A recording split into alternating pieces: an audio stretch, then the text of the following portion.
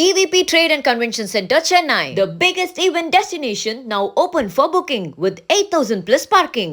Contact 85258 உங்கள் தொகுதி வேட்பாளரை பற்றி தெரிந்து கொள்ள வேண்டுமா? உடனே உரிமை செயலியை தரவிறக்கம் செய்யுங்கள். கல்வி முதல் சொத்து விவரம் வரை அனைத்தும் ஒரே இடத்தில். சிந்தித்து வாக்களிப்போம், மாற்றத்தை உருவாக்குவோம்.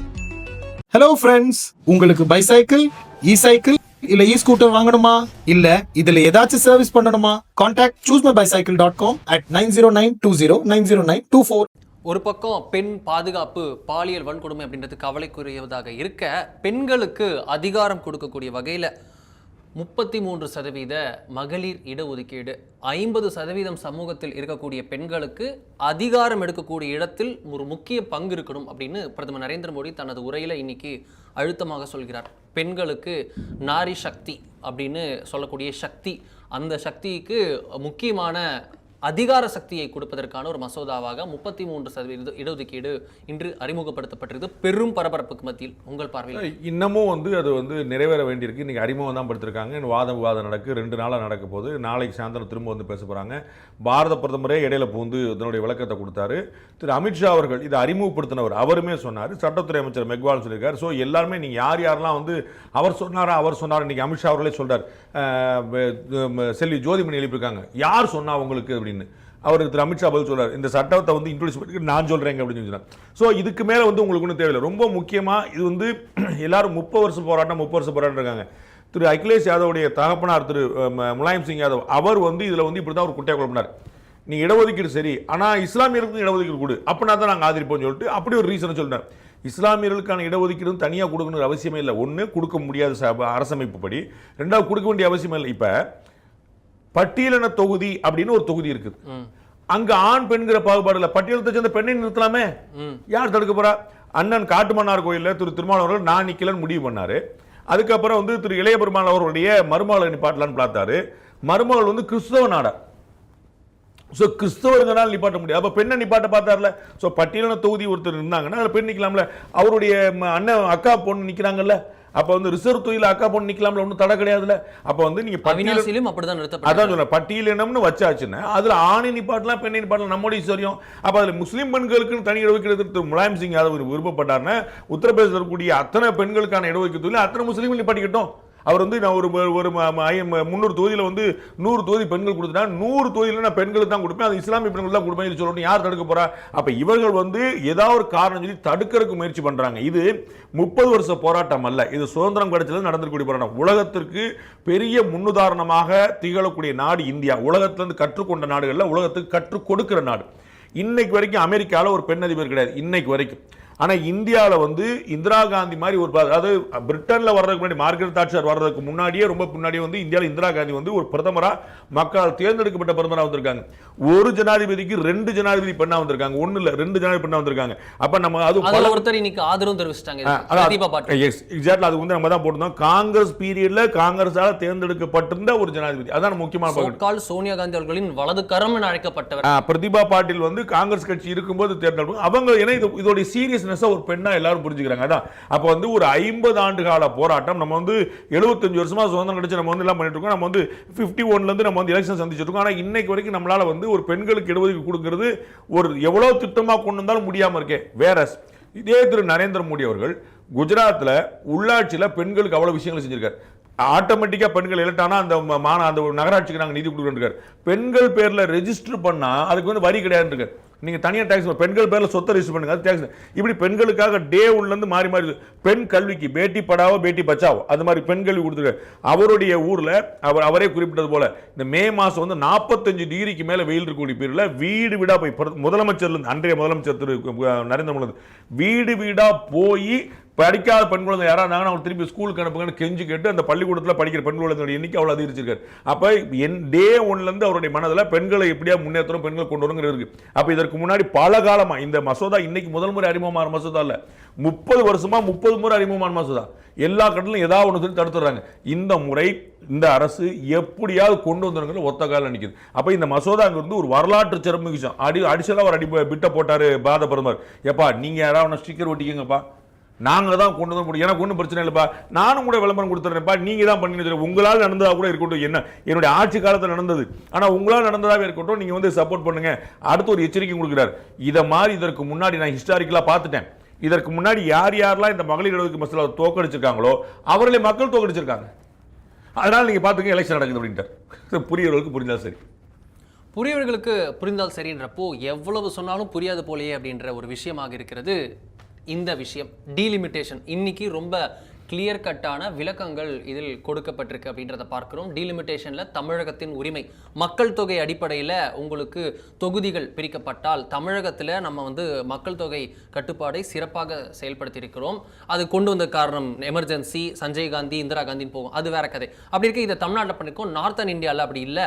அதனால நாங்கள் நல்லா கட்டுப்படுத்தியிருக்கோன்றதுக்கு எங்களுக்கு ரிவார்டு பண்ணின்னு பார்த்தா பனிஷ்மெண்ட்டாக கொடுப்பீங்க, எங்களுக்கு தொகுதிகள் குறைய இருக்கிறதா, மக்கள் தொகை குறைச்சோம் அப்படின்றதுக்காக எங்களுக்கு தொகுதிகளே குறைப்பீங்களா, அப்போ எங்கள் உரிமை நாங்கள் என்ன பண்ணுறது, இப்போ வட இந்தியாவில் வென்றாலே ஜெயிச்சிடலாம், இது மோடியின் சதி, இது பிஜேபியின் சதி அப்படின்னு கிளம்பினாங்க.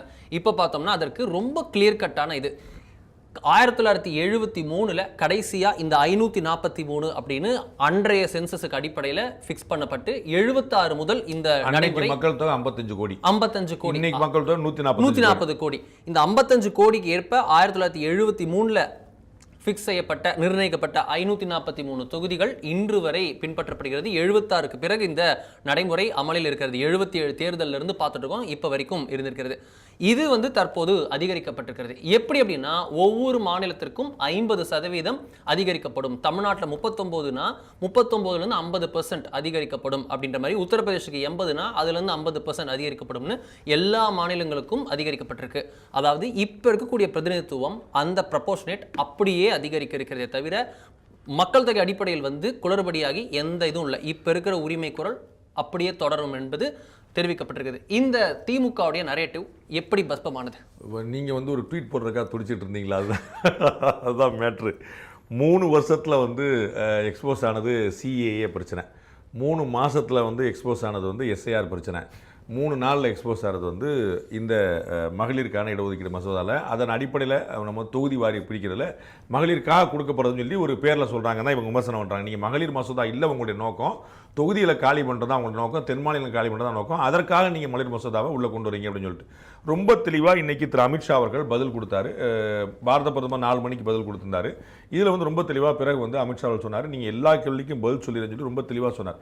அதில் தமிழ்நாடுடைய பேரை மென்ஷன் பண்ணி, தமிழ்நாடு மட்டும் இல்லை தென் மாநிலங்கள் பூரா சொன்னார். கர்நாடகா, ஆந்திரா, தெலுங்கானா, தமிழ்நாடு, இது எல்லா மாநிலங்களுடைய பெயரையும் சொல்லி எல்லா மாநிலங்களுக்கும் இதற்கு முன்னாடி எவ்வளோ இருக்குது இப்போ எவ்வளோ இருக்குது, அப்போ ஒட்டுமொத்தமாக 816 வரப்போகுது அப்படின்னு சொல்கிறார். டோட்டல் வந்து 816 அப்படின்றார். ஏன்னா அந்த பாதி வந்து அந்த பாதி பிரச்சனை வந்துருதுன்னு இப்போ வந்து 541 டபுள் ஆறுனால அது அப்படியே 816 816 அப்படின்றார். 816 அப்படின்னா சொல்லனா 816, அந்த 816ங்கிற நம்பர் வருது. ஒன்று தமிழ்நாட்டை பொறுத்தளவுக்கு என்ன இருந்தேன் 39, அப்போ அப்படியே 20 கூட்டினீங்கன்னா 59, அப்போ 20 ஏன் கூட்டணும் அப்படின்னா 39 40 ட்ரீட் பண்ணுறாங்க. அப்போ தான் உங்களுக்கு வந்து அந்த நம்பர் வந்து ஏற்கனவே இருந்தோட பெர்சன்டேஜ் கூடியிருந்து 39 நீங்கள் படிச்சோன்னா நீ 0.5ல நீ வந்து நிற்கும். 0.5 முடியாது, அதை அப்படியே டபுள் ஆகிட்டு 40 ட்ரீட் பண்ணி புதுச்சேரி தனி, புதுச்சேரிக்கு 1 இருந்தது அப்படியே 100% கூடி 2 வரப்போகுது புதுச்சேரிக்கு. அப்போ புதுச்சேரிக்கும் வந்து வளர்ச்சி இருக்குது. 1 எம்பி இருந்த இடத்துல 2 எம்பி இருக்க போகிறாங்க.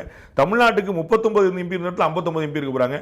ஸோ ஒரு நம்பர் கூட சார், பெர்சன்டேஜ் கூடயா சார் அப்படின்னு கேட்குறாங்க. ஸோ அந்த ரேஷியோ எங்களுக்கு 543ல் 39, அப்போ அவர் சொல்லக்கூடிய 816ல் எவ்வளோன்னு கேட்குறாங்க. 816 59, அது ஏற்கனவே இருக்கக்கூடிய 7.something% விட கூட நிப்பாட்டிச்சிருக்காங்க. ஸோ பெர்சன்டேஜ் ரேஷியோ 7.18ன்றது இந்த 543ல் 39 இருக்கிறது. இப்போ அதிகரித்ததன் மூலம் நம்மளுடைய மக்கள் தொகையில் நம்மளுடைய ரெப்ரசன்டேஷன் 7.18லேருந்து 7.23 அதிகரிக்கும். அவ்வளோதான். 23 18லேருந்து 23 அதிகரிக்கும். அதான் சொல்லுறோம் நம்ம வந்து. ஏன்னா 39 59 மாற்றும் போது 40 ட்ரீட் பண்ணி 60 59 மாற்றுறாங்க. ஸோ வந்து அது வந்து 20 தொகுதி மாறும்போது அந்த ரேஷியோ கொடுது. அது வந்து ஒரு 0.5% ரேஷியோ கொடுது. அந்த 0.5 கூட தான். ஸோ ரெப்ரசன்டேஷனில் கூட குறையல, டோட்டல் நம்பர்ஸில் குறையல. இது வந்து தமிழ்நாட்டுக்கு மட்டும் இல்லை, நாம தமிழ்நாட்டில் மக்களுக்காக பேசியிருக்கிறோம், தமிழ்நாட்டில் சொல்கிறோம். இதை வந்து புதுச்சேரிக்கு சொல்லியிருக்காரு, கேரளா சொல்லியிருக்காரு, கர்நாடகா சொல்லியிருக்காரு, ஆந்திராவுக்கு சொல்லியிருக்காரு, தெலுங்கானா, அத்தனை ஸ்டேட்டுக்குமே எவ்வளோ இருந்துச்சு, எவ்வளோ வரப்போகுது, எவ்வளோ பெர்சன்டேஜ் ரேஷியோ, அது இப்போ எவ்வளோ ரேஷியோ. அப்போ அவ்வளோ யாரு இந்த மசோதாவை மத்திய அரசில் பார்லிமெண்ட்டில் தாக்கல் பண்ணவர், அவர் சொல்றார். இதுக்கப்புறம் என்ன உங்களுக்கு வந்து குழப்பம் வரப்போது எதுவுமே தெரியல. எந்த ஒரு மாநிலத்தையாவது குறைய போதா? எந்த மாநிலத்திலுமே குறையல. சரி, எந்த ப்ரொபோஷனல் ரேஷியோ குறைப்படாது இல்லை. மாறாக மக்கள் தொகை அடிப்படையில் தான் இதை நிர்ணயிக்கணும் சொன்னது காங்கிரஸ் கட்சியில் இருக்கும்போது அவங்க எப்படி நம்ம இதுக்கு முன்னாடி உள்ள எல்லா பிரச்சனைக்கும் அவங்க காரணமா இருக்கிறாங்களோ, இந்த மக்கள் தொகை ரேஷியோவே, இந்த தொகுதி மறுவரை ரேஷியோவே மக்கள் தொகை அடிப்படையில் சொன்னது அவங்க. இப்ப அப்படி கிடையாதுன்னு மாத்தி வச்சு நம்பர் மாறி இருக்கக்கூடாது. அதிகமான விஷயம் இன்னைக்கு அது பாரத பிரதமர் ரொம்ப அழகா சொல்றாரு.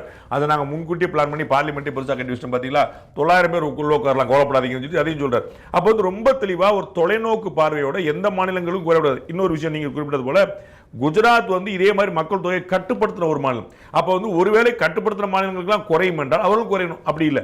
வேற சந்திரபாபு நாயுடு அவர்கள் இந்த பாஜகவுடைய மிக முக்கியமான கூட்டணி கட்சி அவர் ஆட்சியே கலைன்ற மாதிரி. ஆமா, அவர் ரொம்ப தெளிவா இந்த சயின்டிபிக்கா இதை பண்ணியிருக்கிறாங்க. நம்பர்ஸ் வந்து ரொம்ப ஃபோர் சைட்டோட பண்ணியிருக்காங்க. அது தேவை, அதை நான் வரவேற்கிறேன் அப்படின்னு சொல்லியிருக்கு. இதன் அடிப்படையில் நான் வந்து ஒரு மக்கள் தொகை பாலிசியை கொண்டு வந்து சொல்லிட்டு அடுத்த பாயிண்ட் சொல்றாரு, மக்கள் தொகையை கூட்டப்படுகின்றார். ரொம்ப முக்கியமான விஷயம். நான் தான் போராடம் பூரா சொல்லிட்டு இருக்கேன். போராடம் பூரா நீங்க வந்து மக்கள் தொகை கூட்டுங்க, மக்கள் நல்லவராக இருந்தால் பிள்ளை பத்துக்குன்னு சொல்லிட்டு இருக்கேன். இதை வந்து எல்லாருமே வந்து வேற இன்னும் புள்ள பத்துக்குன்னு சொல்றாங்க. இன்னைக்கு வந்து ஆந்திராவுடைய முதலமைச்சர் ரொம்ப தெளிவாக சொல்லிட்டாரு, மக்கள் தொகையை குறைக்கணும் நாம தான் சொன்னோம், ஃபோர் சைட் இல்லாமல் சொன்னாங்கன்னு சொல்றேன். நீங்க 75-77 அந்த எமர்ஜென்சி பீரியட்ல இதை வந்து ஒரு வலுக்கட்டாயமா தெரிஞ்சு கொண்டு வந்தாங்க. இன்னைக்கு வந்து இந்தியாவுடைய பலம் என்ன சொல்றீங்க? ஹியூமன் ரிசோர்ஸ், மனித வளம் தான் நம்முடைய வளமா இருக்குது. நீங்க சைனாவோட போட்டி போறதோ, பங்களாதேஷோட போட்டி போறதோ, அமெரிக்காவோட போட்டி போறதோ எல்லாத்துலயும் உங்களுடைய ஹியூமன் இன்டெலிஜென்ஸ் தான் போடுறீங்க. அப்ப நம்ம மனித வளம் தான் நமக்கு வந்து ரொம்ப காம்படிட்டிவான காஸ்ட்ல வந்து லேபர் கிடைக்கிறாங்க, இன்டெலிஜென்டான பீப்புள் கிடைக்கிறாங்க. ஸோ கிரீமியா இருக்கட்டும், கிரவுண்டா இருக்கட்டும், எல்லா இடத்துலையுமே வந்து அவ்வளவு காம்படிட்டிவான ஆள் கிடைக்கிறாங்க. இது எதை வச்சு கிடைக்கிறாங்க? அப்ப நீங்க அதை எது குறைக்க பாக்குறீங்க? 35 கோடி இருந்தாங்க பாரதியார் சொல்லிட்டு இருந்த காலத்துல, 55 கோடி இருந்தாங்க 1973. இன்னைக்கு 140 கோடி இருக்கும். என்ன குறைஞ்சிடும்? நம்ம உணவுப் பொருளை நம்ம ஏற்றுமதி பண்ற அளவுக்கு உட்காந்துருக்கிறோம். அப்ப நமக்கு ஃபோர் சைட் இல்லாம குறைச்சுக்கோ சொல்லிட்டு என்ன சிக்கல் மாறிட்டு. அப்ப வந்து ரொம்ப தெளிவா சொல்றாங்க, ஒண்ணு அவர்கள் குறைக்க போறது இல்லைங்கிறத ஆதாரப்பூர்வமா பார்லிமெண்ட்ல சொல்லியிருக்காங்க. இதற்கு முன்னாடியாவது இதே பாரத பிரதமரும் இதே அமித்ஷாவும் தமிழ்நாட்டிலே ஆந்திராலையும் சொன்னாங்க மக்கள் மன்றத்தில். இப்ப நாடாளுமன்றத்தில் இருக்காங்க. இது அவை குறிப்பில் இருக்குது. நாளைக்கு இது சொல்லி மாறி போச்சுன்னா 816 நம்பரோ 59 நம்பர் மாற முடியாது. தமிழ்நாட்டுக்கு 39 59 நேற்று வரைக்கும் பாத்தீங்கன்னா பெருமக்கள் பூரா என்ன வந்து அவ்வளவு சண்டை போடுறாங்க. இது வந்து பயங்கரமான மோகன்தாஸ் பை சொல்லிட்டு கர்நாடகாவில் இருக்கார், ரொம்ப ஒரு பயங்கரமான ஒரு பெரிய ஒரு பிலந்தெரபிஸ்ட், நிறைய விஷயங்கள் அவர் வந்து இது ரொம்ப அதிர்ச்சியா இருக்குன்றார். இது மாதிரி நிறைய பெரிய பெரிய ஆட்கள் பாத்தீங்கன்னா எனக்கு மெசேஜ் அனுப்பி அவங்க பயங்கரமா ட்வீட் பண்ணி, நம்ம அண்ணன் ராஜ்தீப் சர்தேசாய் ஆளாளுக்கு ட்வீட் போட்டு எங்கிருந்து எடுக்கிறாங்கன்னு நமக்கு புரியவே மாட்டுது. எல்லா பெருமக்களுமே வந்து இந்தியா அப்படி ஆயிரும், இந்தியா அப்படி எப்படி அவங்க கூட தெரியலையே. முதல்ல பாதிக்கப்படுறதுன்னா மோடியின் சொந்த மாநிலமான குஜராத் பாதிக்கப்படும். இல்ல அது ஒரு பாயிண்ட் வைங்க. ரெண்டாவது பாயிண்ட், இப்படி ஒண்ணு செஞ்சுட்டு இதே தென் மாநிலங்களில் பிஜேபி ஓட்டு கேட்க முடியுமா? அதை யோசிங்க. நமக்கு ஒருத்தர் வந்துடாதா, உங்களுக்கு ஒருத்தர் வந்தாதா? பிஜேபி காரங்க ஒருத்தருக்கு எப்படி சமாளிக்கிறது தெரியாம முடிக்கிறதா? அண்ணாமலையோ நயினானந்தனோ எப்படி போய் பிரச்சாரம் பண்ணுவாங்க? பஸ் எங்களுக்கு 39 சீட் வச்சு 32 சீட். இன்னைக்கு வரைக்கும் திரு உதயநிதி, திரு ஸ்டாலின் இன்னைக்கு வரைக்கும் மாநிலத்தோட உரிமை போயிடுறாங்க. தமிழக முதலமைச்சர் ஸ்லைட்டா மாத்துறாரு. இன்னைக்கு பேசிட்டு இருக்கும்போது எந்த ஊர் நான் கவனிக்கல, ரொம்ப லைட்டா, ஆமா ரொம்ப லைட்டா மாத்துறாரு. நாம வந்து தொகுதி மறுவரைக்கு எதிராக பேசல, நாம வந்து தமிழ்நாட்டின் உரிமை குரலுக்கு எதிராக. நேற்று வரைக்கும் என்ன சொன்னா, இறுதி எச்சரிக்கைலாம் சொன்னாங்க, ரொம்ப தெளிவா கருப்பு கொடி எதுக்கு ஏத்துறாங்க எல்லாம் சொல்லிட்டு இன்னைக்கு வந்து அவர் தெரிஞ்சு வச்சு இது பேசும்போது நம்ம அங்க வந்துருவோம். அவர் வந்து உரிமை குரலுக்கு எதிராக பேசல, ஃபர்ஸ்ட் பாயிண்ட் போட்டுட்டு நம்ம தொகுதி மறுவரைக்கு எதிராக பேசல, உரிமை குரலுக்காக தான் பேசுறோம்னு சொல்லிட்டு. தொகுதி மறுவரை தானே உரிமை குரலே, அதுதான் நேற்று சொல்லிட்டு இருந்தீங்க. அது இல்லைன்னு இன்னைக்கு வந்து அமித்ஷா பார்லிமெண்ட்ல சொல்லிட்டாரு. இதுக்கு மேல உங்களுக்கு என்ன வேணும்? அப்ப இது வந்து ட்வீட் போட்டு கேட்டு பேசி குழப்பிட்டு இருந்த அத்தனை பேருக்குமான ஒரு தெளிவான பதில இன்னைக்கு மத்திய அரசு கொடுத்திருக்கு. தீர விசாரிப்பதே மெய் அப்படின்றது இது one of the best example. தமிழகத்தினுடைய பிரதிநிதித்துவம் இன்ஃபேக்ட் அதிகரிக்கவே செய்கிறது என்பது இந்த நம்பர்ஸ் சொல்வது. இதுபோல பல தகவல்கள் தொடர்ந்து வந்த வண்ணம் இருக்கிறது. அதை நாம் முந்தி சொல்லி வருகிறோம். இந்த டீலிமிட்டேஷன் உட்பட பல விஷயங்களை நாம் 2 நாள் முன்னாடியே சொன்னோம் அப்படின்றது நம்மளுடைய ட்ராக் ரெக்கார்ட். தொடர்ந்து இணைந்திருங்கள் நமது சாணக்கியவுடன். மீண்டும் இன்னொரு நிகழ்ச்சியில் பார்ப்போம். அதுவரை நன்றி, வணக்கம்.